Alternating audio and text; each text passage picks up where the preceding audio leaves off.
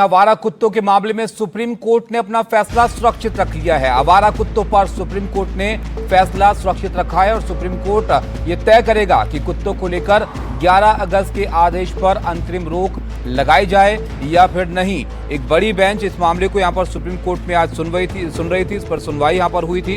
सरकार की तरफ से भी अपना पक्ष यहां पर रखा गया और 3 जजों की बेंच ने आज इस मामले को यहां पर सुना है। उसके बाद कोर्ट ने अपना फैसला यहां पर सुरक्षित रख लिया है।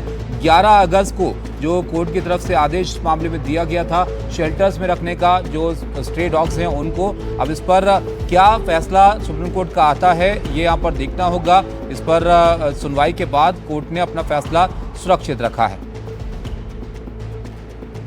आशीष हमारे साथ हैं। आशीष, सुनवाई पूरी हो गई है, अब कोर्ट को फैसला यहाँ पर सुनाना है। बताइए क्या दलीलें आज दी गई? जी देखिए, अंतरिम ये आदेश सुरक्षित रख लिया। जो स्टे मांग रहे हैं लोग, उनकी तरफ से जो उन्होंने कहा है कि कुछ आदेश ऐसे हैं जो डायरेक्शन है, 11 टोटल डायरेक्शन है, उनमें से उन पर तत्काल रोक लगनी चाहिए। उनमें कपिल सिब्बल ने कहा कि ये जो आदेश दिया गया है कि सिविक एजेंसियां दिल्ली और एनसीआर के इलाके की, चाहे फरीदाबाद हो, गुड़गांव हो, नोएडा हो, वो तमाम जो एजेंसियां तुरंत कुत्तों को उठा के सेंट्रल होम में डालने की कार्रवाई शुरू करें, उस पर आदेश होनी चाहिए, उस पर रोक होनी चाहिए। इसके अलावा जो ये आदेश है कि उनको दोबारा से ना छोड़ा जाए, उस पर रोक होनी चाहिए क्योंकि शेल्टर है नहीं। इसके अलावा उन्होंने कहा कि जिस तरीके से ये आदेश दिया गया है कि जो लोग इसमें बाधा बने, चाहे वो एनिमल लवर हों, डॉग लवर हों या कोई एनजीओ हों, उनके खिलाफ भी अवमानना की कार्रवाई हो सकती है, उस पर भी रोक लगाने की मांग की है। तो कुछ डायरेक्शन ऐसी हैं जिन पर तुरंत दखल देने की मांग बड़ी बेंच से की गई है और सुप्रीम कोर्ट ने तमाम लोगों की दलीलें सुनी है। हालांकि दिल्ली सरकार की तरफ से सॉलिसिटर जनरल ने वकालत की थी कि यह आदेश सही है और इस पे काम होना चाहिए। कुछ आंकड़े भी दिए, वीडियो भी दिखाने की कोशिश की, लेकिन सुप्रीम कोर्ट ने यहाँ सवाल उठाए हैं, 2 अहम सवाल सिविक एजेंसियों पे उठाए हैं कि एबीसी कानून जो बनाया गया था संसद की तरफ से, सिविक एजेंसियां सबसे बड़ी जिम्मेदार है जो उन्होंने इसे लागू नहीं किया